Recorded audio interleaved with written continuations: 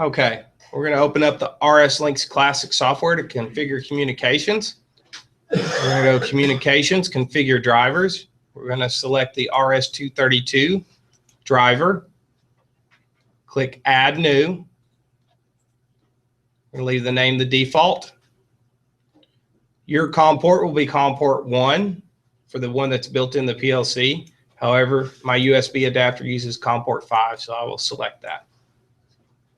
Click the Auto Configure button. When it says Auto Configure Successful, then we're talking with the PLC. If I want to see the actual network and the PLC and what's going on, I can hit the RS Who button. And I can expand the DF1 driver. And I should see a PLC under there. So now that we set up communications, we're through with this. We can close it out. We're going to open up the RS Logix 500 English software. We're going to select File, New, for a new program. I'm going to use a Read IO configuration because I have a real PLC here, and you will too. Just pick whatever and hit OK. Do Window, Arrange, Default Project. First thing I need to do is configure my IO. So I'm going to open up my IO configuration dialog box. Select the Read IO config. Everything here should be set correctly. So I'm going to hit the Read IO config button. Now it says that the one I selected on the file new is not the one that's actually out there. That's okay. We're going to resize everything and make it work. So we're just going to hit OK.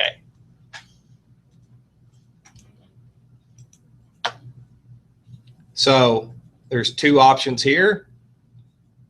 I'm going to drag a new rung. I can do offline programming, or I can do this online. Add the basic start stop.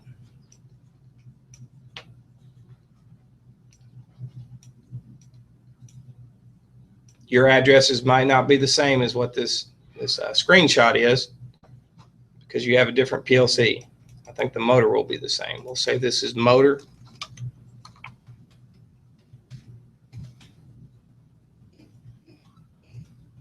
I'm going to come over here and say this is my stop button. This is my start button. Your addresses will be printed on the front of your buttons on your trainer. I'm going to call this my start button. Call that my stop button. Call that my motor.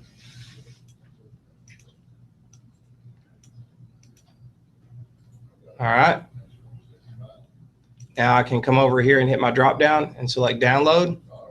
It's going to prompt me to save. I'll just pick a default name. We're going to download it. Keep hitting yes. It says apply channel configuration to online processor. We're going to click don't apply because we started with a blank program and our communications aren't correct. We're just going to take a hold of what was already out there. So click don't apply. Change back to run mode. It's going to prompt you to go online.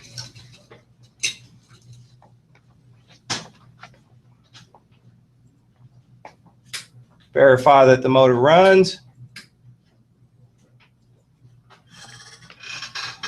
And that is it.